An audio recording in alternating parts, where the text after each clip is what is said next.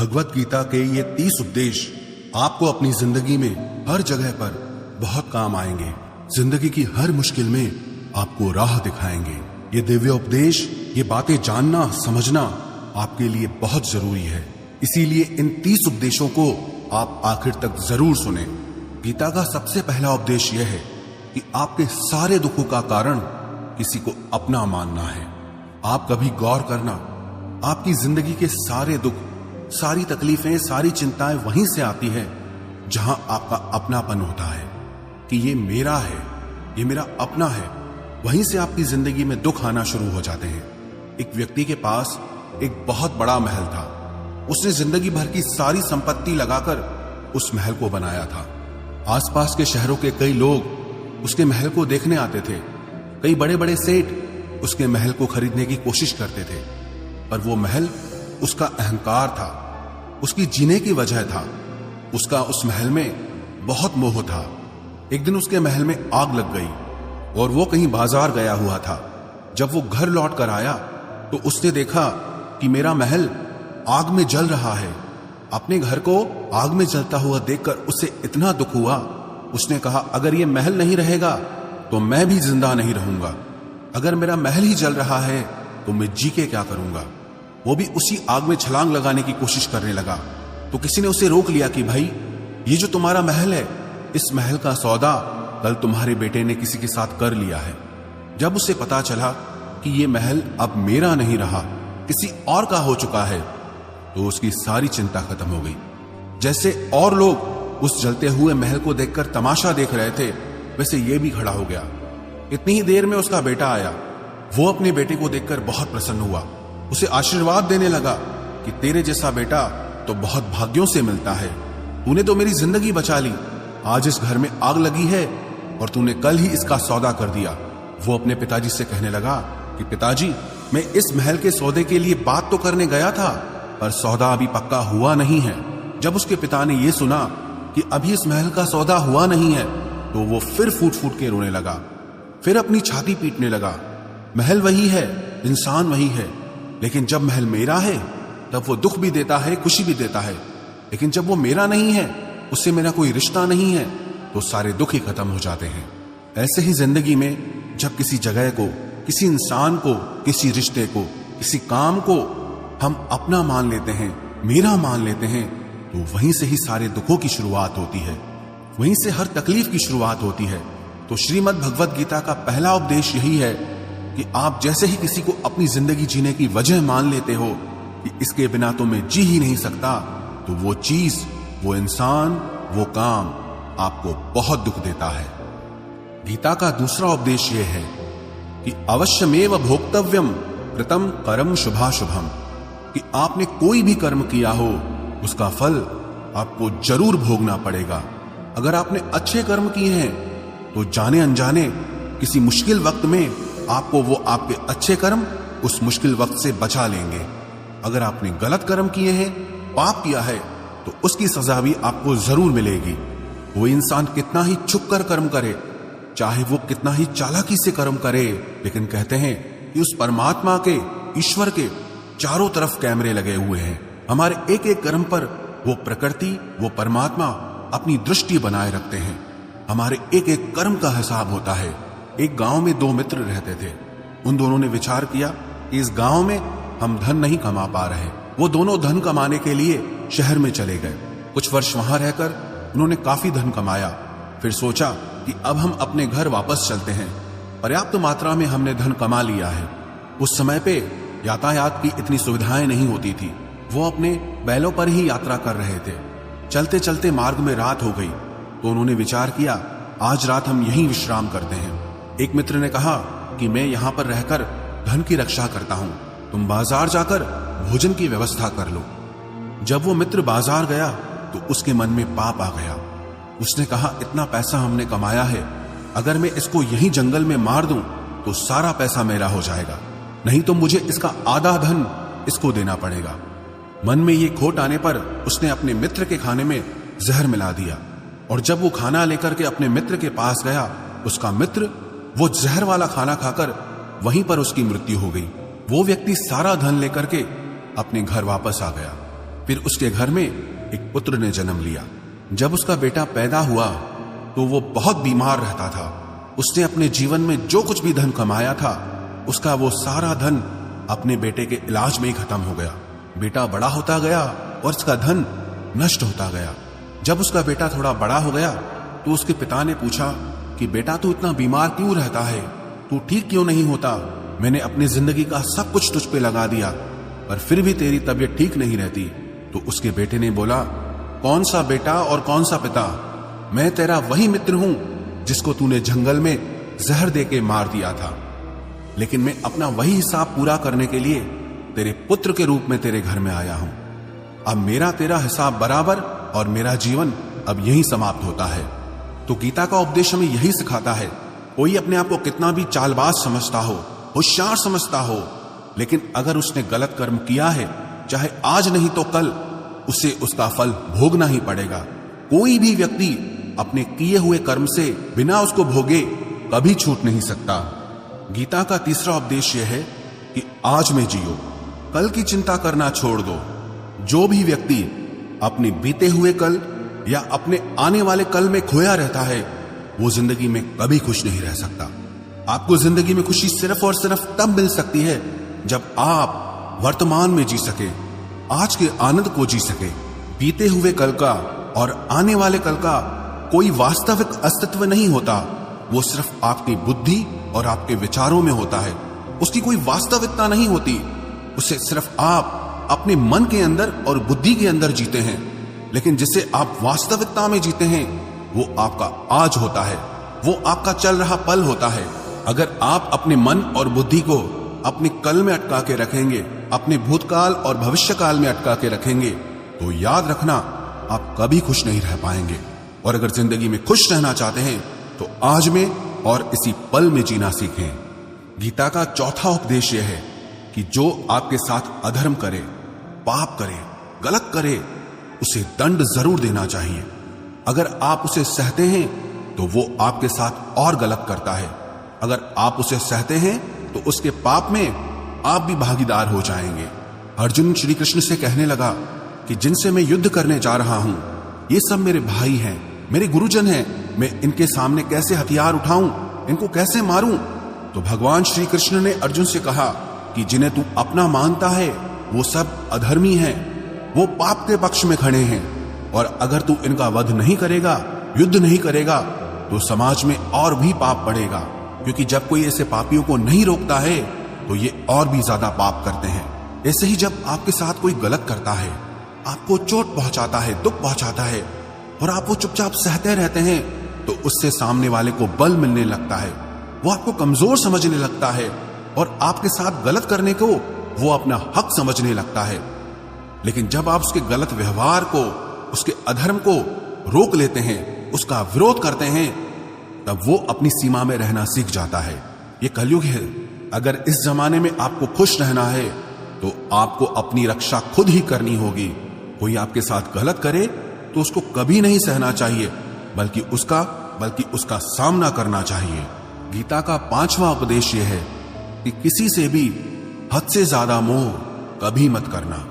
जिसमें भी आप सबसे ज्यादा मोह लगाओगे, देखना वो आपको जरूर रुलाएगा। मोह के वजह से ही आप किसी के पीछे मरते रहते हैं। मोह के वजह से ही आपको कई बार अपना अपमान भी सहना पड़ता है, और कई लोगों को मोह की वजह से ही अपना अपमान दिखता तक भी नहीं है कि सामने वाला मेरी इज्जत तक नहीं कर रहा और मैं उसके पीछे मर रहा हूं। मोह आपकी आंखों पे ऐसी पट्टी लगा देता है कि आपको सच और झूठ दिखाई ही नहीं देता, आपको किसी इंसान का चेहरा दिखाई ही नहीं देता। आप जो देखते हैं, जो सुनते हैं, उसी पर यकीन कर लेते हैं, फिर चाहे आपको कितना ही दर्द मिल रहा हो। अगर आप किसी इंसान को ठीक से समझना चाहते हैं, किसी की सच्चाई जानना चाहते हैं, तो उसके लिए ये बहुत जरूरी है कि आप उसके मोह से जल्दी बाहर आ जाएं। वास्तविकता में रिश्ते दुख नहीं देते, आपका मोह आपको दुख देता है। जिस दिन मोह खत्म, उस दिन आपको किसी भी रिश्ते से कोई दुख नहीं मिल सकता, क्योंकि आपको फिर कोई फर्क ही नहीं पड़ेगा। गीता का छठा उपदेश यह है कि आप वो मत करो जो सब करते हैं, बल्कि वो करो जो आपके लिए सही है। स्वधर्मम निधनम श्रेय, परधर्मो भयावह। श्री कृष्ण ने अर्जुन से कहा कि जो तेरा कर्तव्य है, जो तेरे लिए सही है, जो तुझे करना चाहिए, तू वो कर। तू कभी भी वो काम मत कर जो दुनिया कर रही है। क्योंकि अर्जुन श्री कृष्ण से कहने लगा कि ऐसे भयंकर युद्ध में पड़ने से अच्छा है कि मैं सन्यासी बन जाऊं। तो श्री कृष्ण ने अर्जुन से कहा कि सन्यासी बनना तेरा कर्म नहीं है, तेरा धर्म नहीं है, तू क्षत्रिय है। तेरा कर्म और तेरा धर्म यही है कि तू अधर्म का नाश करे, धर्म की रक्षा करे। ऐसे ही हर इंसान का एक अलग कर्तव्य होता है, एक अलग ही मार्ग होता है। तो कभी भी उस मार्ग पे मत जाना जहां सारी भीड़ जा रही हो। कभी भी वो काम मत करो जो दुनिया करती है कि आजकल ये ट्रेंड हो गया है, ये फैशन हो गया है, सब करते हैं इसलिए हम भी कर रहे हैं। सारी भीड़ यही काम कर रही है इसलिए हम भी यही कर रहे हैं। अगर आप वो करोगे जो भीड़ कर रही है तो आप भी उसी भीड़ में कहीं खो जाओगे। लेकिन अगर आप वो करोगे जो आपके लिए सही है, जो आपकी प्रतिभा है, तो दुनिया की सारी भीड़ में भी आप सबसे अलग नजर आओगे। गीता का 7वां उपदेश यह है कि जिंदगी में धोखा अपने ही देते हैं, क्योंकि उनको आपकी कमजोरियों का पता होता है। बाहर वाला आपको धोखा नहीं दे सकता, क्योंकि उसको आपके बारे में पता ही नहीं है कि आपको चोट कहां पहुंचती है। लेकिन जो आपका अपना है, आपका खास है, उससे बहुत गहराई से पता होता है कि इसकी कमजोरी क्या है, क्या ऐसा करे जिससे इसको दर्द पहुंच सकता है, जिससे इसको हम नीचा दिखा सकते हैं, इसको चोट पहुंचा सकते हैं। ये कलयुग है, इसमें बाहर वालों से नहीं, जो हमारे अपने हैं उनसे ही सावधान रहना होता है। महाभारत का युद्ध दो अलग राजाओं में नहीं हुआ, बल्कि एक ही परिवार के भाइयों में हुआ था। सब आपस में एक ही वंश के लोग थे। कितनी बार दुर्योधन ने जहर देकर के भीम को मारना चाहा, न जाने कितनी बार दुर्योधन ने पांडवों को जान से मारने की कोशिश की। वो उसका पराया नहीं था, उसका भाई था। सारी लड़ाइयां घर के अंदर ही होती है, बाहर कौन लड़ेगा हमसे? घर में ही सारे झगड़े होते हैं। तो आपको चोट सिर्फ वही लोग पहुंचा सकते हैं जो आपके अपने हैं। आपको धोखा सिर्फ वही लोग दे सकते हैं जो आपके अपने हैं। गीता का 8वां उपदेश यह है, जो इंसान अपनी रक्षा खुद नहीं कर सकता, उसकी रक्षा भगवान भी नहीं कर सकते। श्री कृष्ण ने अर्जुन से कहा, तस्मात् सर्वेषु कालेषु माम अनुस्मर युध्य च, कि हे अर्जुन, तू हर काल में मेरा स्मरण करते रहना और युद्ध भी करते रहना। अर्जुन ने श्री कृष्ण से पूछा कि ये युद्ध तो कुछ दिनों में समाप्त हो जाएगा, लेकिन आप कह रहे हैं कि तू हमेशा मेरा स्मरण करता रहे और युद्ध करते रहना। हमेशा युद्ध करने का क्या मतलब है? तो श्री कृष्ण ने अर्जुन से कहा कि ये जिंदगी ही रणभूमि है। इस जीवन में सुख दुख आते रहेंगे और तुझे उनका डट के मुकाबला करना है। श्री कृष्ण ने ये नहीं कहा कि तू चुप करके बैठ जाना और मैं लड़ाई करूंगा। बहुत गहराई है गीता के ज्ञान में। हमारे जीवन की डोर भी संभाल के ईश्वर बैठे हैं, लेकिन युद्ध हमें ही करना है। ईश्वर को याद करना है कि हे ईश्वर, मुझे शक्ति देना, मुझे समझ देना, मुझे बुद्धि देना, ताकि मैं अपनी जिंदगी की सारी लड़ाइयां जीत सकूं, मैं जिंदगी में सही मार्ग पे चल सकूं। लेकिन आपको अपनी लड़ाई भी खुद लड़नी पड़ती है। जो लोग ये कहते हैं कि हम कुछ नहीं करेंगे, सब वो ईश्वर करेगा, तो कहते हैं कि आलसी इंसान को देखकर तो भगवान भी घबरा जाता है कि ये कुछ नहीं करेगा। भगवान ने बुद्धि दी है, समझ दी है। ईश्वर आपको प्रेरणा देते हैं, शक्ति देते हैं, लेकिन आपको अपनी रक्षा स्वयं ही करनी होगी। गीता का 9वां उपदेश यह है कि कोई भी ऐसी गंदी आदत खुद को मत लगने देना जो आपकी जिंदगी बर्बाद कर दे। कहीं ना कहीं महाभारत का यह युद्ध एक जुआ की आदत की वजह से ही शुरू हुआ था। सारा खेल वहीं से शुरू हुआ था। एक ऐसी जुआ की लत जहां युधिष्ठिर ने अपने भाइयों को दांव पर लगा दिया, अपनी पत्नी को दांव पर लगा दिया। ऐसा जीतने का नशा कि अपना सब कुछ गंवा दिया। ऐसे ही हम भी अपनी जिंदगी में जब कोई ऐसी गंदी आदत लगा देते हैं, चाहे वो कोई भी हो, चाहे वो नशे की हो, मोबाइल की हो, किसी इंसान की हो, कोई गलत काम करने की हो, कोई भी गलत आदत जो आपको बर्बाद कर सकती है, अगर आप उसको नहीं छोड़ोगे तो आपका सब कुछ खत्म हो जाएगा। इससे पहले कि आपकी आदत आपको खत्म करे, आप अपनी गलत आदतों को खत्म कर दीजिए। गीता का 10वां उपदेश यह है कि आलसी इंसान कभी कुछ हासिल नहीं कर सकता। अधिकतर लोग सिर्फ योजनाएं बनाते रहते हैं कि मुझे बड़ा घर चाहिए, मुझे बड़ी गाड़ी चाहिए, मैं दुनिया घूमना चाहता हूं।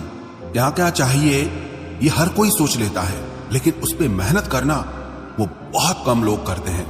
क्योंकि चाहना बहुत आसान है, लेकिन उसके लिए कर्म करना वो बहुत मुश्किल है। एक अच्छा फिट शरीर हर कोई चाहता है, लेकिन उसके लिए व्यायाम करना, एक्सरसाइज करना, वो आपको ही करना होगा। जो इंसान आलसी बन के बैठ जाता है, ना उसे अच्छा शरीर मिलता है और ना ही अच्छा जीवन मिलता है। तो जिंदगी में अगर कुछ पाना चाहते हो ना, आलस्य को अपनी जिंदगी से जरूर दूर कर देना। आलस के चलते आपको कुछ मिलने वाला तो नहीं, लेकिन जो आपके पास है आप वो भी गंवा दोगे। गीता का 11वां उपदेश यह है कि जिंदगी में अगर खुशी चाहते हो तो मन की गुलामी का त्याग कर दो। कई लोग कहते हैं कि हम करना तो बहुत कुछ चाहते हैं, लेकिन कुछ कर नहीं पाते। पता भी सब कुछ है कि क्या करने से हमारी जिंदगी बेहतर हो सकती है, क्या चीज है जो हमको नुकसान पहुंचा रही है, लेकिन फिर भी कुछ कर नहीं पाते। समझते सब कुछ है, लेकिन समझ कर भी, चाह कर भी कुछ कर नहीं पाते। वो इसीलिए होता है क्योंकि आप अपने मन के गुलाम बन चुके हो। अरे लोग तो अपनी जीभ का स्वाद तक नहीं छोड़ पाते, फिर कहते हैं कि हम पतले नहीं हो पाते हैं, फिट नहीं हो पाते हैं, सक्सेस नहीं मिल रही है, क्योंकि जो आपको करना चाहिए आप वो करते नहीं हैं। आपका मन सब कुछ समझ कर भी आपको वो करने नहीं देता। इसलिए जिंदगी में अगर आगे बढ़ना है, मन से चलना छोड़ दो। जो आपके लिए सही है वो आपको करना ही पड़ेगा। गीता का 12वां उपदेश यह है कि जो आपका है वो आपको मिलकर ही रहेगा, और जो आपको नहीं मिला है उसके लिए रोना छोड़ दो। आप जिसके लिए जितना रोओगे वो चीज आपसे उतना दूर जाएगी, और जो चीज सच में आपकी है वो कहीं ना कहीं से आपके पास जरूर पहुंच जाएगी। इसलिए जो आपको जिंदगी में हासिल नहीं हो रहा या हासिल नहीं हुआ, उसका पछतावा करना, उसके लिए रोना आप बिल्कुल बंद कर दो।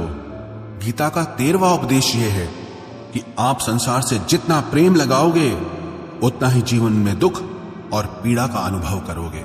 गीता का 14वां उपदेश यह है कि जिस इंसान को बात बात पर क्रोध आता है, सुख और शांति उसके जीवन में कभी नहीं आ सकते, क्योंकि जो इंसान बहुत ज्यादा क्रोधी होता है ना, उसके सारे मित्र उसे छोड़कर चले जाते हैं। वो मन में भी कुढ़ता रहता है, वो अपने मन में भी दर्द में ही जीता है, तकलीफ में ही जीता है। ज्यादा गुस्सा करके, ज्यादा क्रोध करके जो भी आपके पास है, देखना आप उसे भी नष्ट कर दोगे, और ऐसे इंसान को शांति तो कभी मिलने वाली नहीं है। इसलिए अपनी जिंदगी में शांति चाहते हो तो बात बात पर गुस्सा करना छोड़ देना चाहिए। गीता का 15वां उपदेश यह है कि चाहे आप किसी की मदद करो या ना करो, लेकिन जानबूझकर कभी किसी का दिल नहीं दुखाना चाहिए, क्योंकि जब किसी का दिल आपकी वजह से दुखता है ना, तो याद रखना आपको भी वो दर्द एक दिन जरूर मिलेगा। क्योंकि जब आप किसी का दिल दुखाते हैं तो आपको पता नहीं चलता, लेकिन जब कोई आपका दिल दुखाता है तब आपको समझ में आता है कि दिल पर चोट लगने से कितना दर्द होता है। इसलिए चाहे आप किसी की मदद करो या ना करो, लेकिन किसी का दिल कभी नहीं दुखाना चाहिए। गीता का 16वां उपदेश यह है, जो मुश्किल वक्त में, जो दुख के समय में आपका साथ दे, सिर्फ वही आपका अपना है, बाकी सब पराये हैं। अपनेपन का नाटक करने वाले बहुत लोग होते हैं, बड़ी बड़ी बातें करने वाले बहुत लोग होते हैं कि हम आपसे बहुत प्रेम करते हैं, कोई भी दुख हो, कोई भी तकलीफ हो, हमें याद करना। लोग दुख उठाने की बात करते हैं, लोग आने जाने की बात करते हैं, हाथ मिलाना तो ठीक से नहीं जानते और दिल मिलाने की बात करते हैं। जब सच में आपकी जिंदगी में तकलीफ आएगी ना, तब आपको समझ में आ जाएगा कि आपका साथ देने के लिए कौन खड़ा है। क्योंकि उस समय पे सारे लोग भाग जाते हैं, क्योंकि लोगों को पता होता है कि ये व्यक्ति हमारे पास आया तो हमसे मदद ही मांगेगा, हमको कुछ दे नहीं पाएगा। लोग आपसे सिर्फ तभी रिश्ता रखते हैं कि आप उन्हें कुछ दे सकते हैं, आपसे उन्हें कुछ फायदा हो सकता है। लेकिन जब लोगों को यह पता चल जाता है, समझ में आ जाता है कि उनको आपसे कोई फायदा नहीं होने वाला, बल्कि उनको आपकी मदद करनी पड़ेगी, तो वो आपको दूर से ही देख के भाग जाते हैं। इसलिए जो आपके मुश्किल वक्त में आपके साथ खड़ा हो जाए, सिर्फ वही आपका अपना होता है, बाकी इस दुनिया में सब पराये हैं। क्योंकि सिर्फ अपना अपना कह देने से कोई अपना नहीं हो जाता। गीता का 17वां उपदेश यह है कि जो कुछ भी होता है अच्छे के लिए होता है, जो हो रहा है वो भी अच्छे के लिए हो रहा है, और जो आने वाले भविष्य में होगा वो भी अच्छे के लिए होगा। हालांकि ये बहुत गहरी बात है। कुछ चीजें जिंदगी में ऐसी होती हैं जो हमें लगता है कि मेरे साथ ही ऐसा क्यों हुआ, मेरे साथ ही होना था ये सब। लेकिन जब वो वक्त गुजर जाता है, एक दिन हमको समझ आता है कि अगर हमारे साथ ये सब नहीं होता तो आज हम इस मुकाम पर नहीं होते। अगर मेरे साथ ये सब नहीं होता तो शायद हमारी जिंदगी और भी बर्बाद हो सकती थी। इसलिए अगर हमको ये समझ में आ जाए कि जिंदगी में जो कुछ भी हो रहा है वो सब अच्छे के लिए हो रहा है, तो हम जीवन में हमेशा खुश रहेंगे। गीता का 18वां उपदेश यह है कि हर काम को समझदारी से करना ही योग होता है। योगः कर्मसु कौशलम। कई लोग काम तो करते हैं लेकिन उन्हें हासिल कुछ नहीं होता। बहुत लोग कहते हैं कि हम बहुत मेहनत करते हैं, तब भी जिंदगी में सफलता हासिल नहीं हो रही। बहुत कुछ करने से, बहुत मेहनत करने से आपको सफलता नहीं मिलेगी, लेकिन सही तरीके से समझ के साथ काम करने से आपको जिंदगी में सफलता जरूर मिलेगी। गीता का 19वां उपदेश यह है कि कभी भी किसी भी चीज की अति नहीं करनी चाहिए। कोई भी चीज हद से ज्यादा मत करना। किसी से प्रेम भी हद से ज्यादा मत करना। किसी से नफरत भी हद से ज्यादा मत करना। हद से ज्यादा मीठा भी खराब, हद से ज्यादा कड़वा भी खराब। हद से ज्यादा आराम भी आपको बीमार कर देगा। हद से ज्यादा खाना भी आपको बीमार कर देगा। हद से ज्यादा भूखा रहना भी आपको नुकसान पहुंचाएगा, और हद से ज्यादा जागना भी आपको बहुत नुकसान पहुंचाएगा। तो जीवन को संतुलन के साथ जीना चाहिए। जैसे ही आप संतुलन खो देते हैं, वैसे ही आपके जीवन में दुर्घटना हो जाती है। गीता का 20वां उपदेश यह है कि जिसे आप सबसे ज्यादा महत्व दोगे, वो आपको कभी महत्व नहीं देगा। आपने कभी गौर किया कि आपका अपमान कौन लोग करते हैं? आपका अपमान सिर्फ वही लोग करते हैं जिसे आप सबसे ज्यादा महत्व देते हैं। दूसरों की इज्जत करना अच्छी बात है, पर दूसरों की अगर बहुत ज्यादा इज्जत करोगे तो उनकी नजर में आपकी ही इज्जत खत्म हो जाती है। इसीलिए किसी को भी कभी भी अपना सब कुछ नहीं बनाना चाहिए कि तुम ही मेरे सब कुछ हो। जैसे ही आप किसी को सब कुछ बना लेते हैं अपना, तो आप उसके लिए कुछ भी नहीं रह जाते। इसलिए लोगों को इज्जत उतनी ही देनी चाहिए जितना वो हजम कर सकें। हद से ज्यादा इज्जत देना आपकी ही बेइज्जती करवा सकता है। गीता का 22वां उपदेश यह है कि किसी पर भी आंख बंद करके भरोसा मत करना। जैसे महाभारत की कथा में दुर्योधन ने कितनी बार षड्यंत्र करके पांडवों को मारने की कोशिश की, आग में जलाने की कोशिश की, और वो धर्म पे चलने वाले लोग बार बार उसकी बातों में आ जाते थे। ये बात और है कि ईश्वर उनकी रक्षा कर रहे थे, पर जिसे वो अपना भाई समझ रहे थे, जिसे वो अपना सगा समझ रहे थे, जिस पे वो भरोसा कर रहे थे, वही उनकी मृत्यु करवाना चाहता था। इसीलिए भरोसा करते समय अपनी आंखें जरूर खुली रखना। गीता का 23वां उपदेश है, जिसके साथ सत्य और ईश्वर की शक्ति है, चाहे सारी दुनिया उसके खिलाफ हो जाए, लेकिन अंत में जीत उसी की होती है। श्रीमद् भगवत गीता में 18 अध्याय है, 700 श्लोक हैं। गीता का आखिरी श्लोक है, यत्र योगेश्वरः कृष्णो यत्र पार्थो धनुर्धरः तत्र श्रीर विजयोर भूतिर ध्रुवानी तिर्मतिर्मम। धृतराष्ट्र बार बार संजय से पूछता था कि बताओ युद्ध में कौन जीत रहा है, कौन हार रहा है, क्योंकि उसे विश्वास था कि महापराक्रमी भीष्म पितामह मेरे पक्ष में है, गुरु द्रोणाचार्य वो मेरे पक्ष में है, कर्ण मेरे पक्ष में है, तो हमें कौन हरा सकता है। लेकिन संजय ने धृतराष्ट्र से कहा कि जहां पर ईश्वर है, जहां पर सत्य है, हमेशा वही जीतता है। चाहे आपके पास कितनी भी शक्ति क्यों ना हो, लेकिन सत्य और ईश्वर जिसके साथ खड़े हो जाएं, उसे दुनिया में कोई भी नहीं हरा सकता। गीता का 24वां उपदेश है कि जीवन में लड़ाई झगड़े से बचना चाहिए, लेकिन जब बात आपके चरित्र, सम्मान और अधिकार की हो तो लड़ना भी चाहिए। अर्जुन भी महाभारत का युद्ध करना नहीं चाहता था, क्योंकि सामने उसके अपने खड़े थे, लेकिन श्री कृष्ण ने उसे उपदेश दिया कि यहां पर बात लड़ाई की नहीं है, तेरे सम्मान की है, तेरे चरित्र की है, तेरे अधिकार की है। जो द्रौपदी के साथ कौरवों ने भरी सभा में अपमान किया, उसे नग्न करने की कोशिश की, इतना बड़ा अधर्म किया, वो तुम्हें कभी नहीं सहना चाहिए। इसलिए बात जब आपके चरित्र पे आ जाए, आपके सम्मान पे आ जाए, तो चाहे वो अपना ही क्यों ना हो, आपको उसके साथ जरूर लड़ना चाहिए।